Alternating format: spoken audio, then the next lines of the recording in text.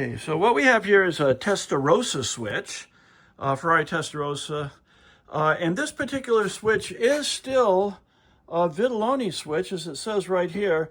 The later models of these were made by IMOS. I'm not really sure who that is. But this particular switch was sent to us because the headlamp, the turn signal knob. The turn signal knob was broken. Let's see that top knob, Matt or Steve. Okay. Now, this was broken off, but when we received it, somebody had done a kludge job. Spin it around. Let's see. I don't know. It looks like hot glue that they used to repair it. Something. So as received, it was broken. And I don't know who attempted to make that repair. It's not for me to say. All I can say is yeah, I mean, obviously, it was broken. And that's not a correct repair. What we did here is we actually had a new old stock plastic arm. We did swap and use the customer's original knob out here because it was a better knob. And we put this back in and it works. Is this tight? Here we go. And this all works, no problem. Now, the reason I'm making this video is because, we're going to take care of our customer on this particular unit right here. However, this switch normally comes in due to what we call the spinning headlamp syndrome. So bring this up, Steve, and let's show them. Okay. What happens, the way that Ferrari in their wisdom decided to attach this metal arm to this cam was by pressing up a couple ferrules on either side of it so that it had kind of a blade on either side of it and forcing it into this shrinking white plastic cam.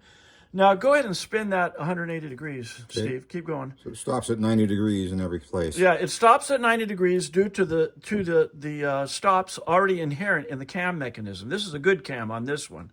Okay. Now, on this one, unfortunately, when you turn it, it's not at 90. Go ahead and do it 180 the other way. And then, look, it travels a little extra over 90. Okay, bring the old one up again. Okay. What that is telling us is that, like 90% of them, this cam is cracked and allowing this metal arm to rotate past its normal detents. Normally, we don't see them until this cam is cracked into two pieces and the arm is pulled out. So this one's on its way. It works, but it's cracked, and at some point here, it's going to give up. Now, also, just out of interest here on the wiper arm, could you hold on to that so it doesn't spin, please? Thank you. On the wiper arm, this is another area. Remember, the acetyl plastic, this thermoplastic here, it solidifies around the arm. In other words, they put the arm into the injection molding machine and cast this all around it. All well and good, great idea, except for one thing. The acetyl plastic shrinks about 2%, and when it does, it shrinks around the metal arm. The arm doesn't shrink.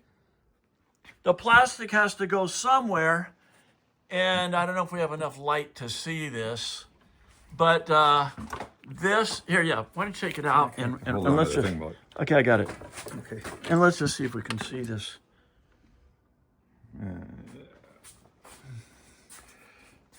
Well, it is cracked. Now, he's going to get a flashlight. We'll get a better view on it. But what we've done to this particular version, go ahead and get the light right on it.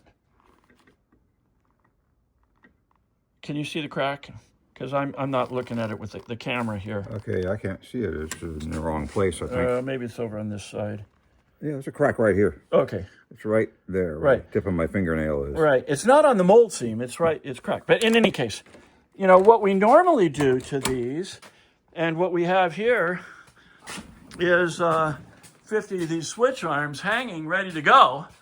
Each one of these, we have replaced all of the acetyl plastic with methyl methacrylate, a non-shrinking dental plastic. Now, on this particular Testa Rossa unit, what we can do, instead of going through all the expense of removing all of that plastic and replacing it, is we literally heat this arm while supporting it out here. It melts the plastic from the inside out and resets the crystalline structure of this acetyl plastic, so it'll last another 10 years. It only takes us a little bit of time to do that. We've done it on many. It works. So an inexpensive repair to this would be to go ahead and do the thermal repair and then go in and put our reinforcement on the cam and put this thing all back together to make it last as long as it was intended. which is, ask any Ferrari owner, forever. So last my lifetime in any case. So I just wanted to show you what we discovered. Thank you for your time.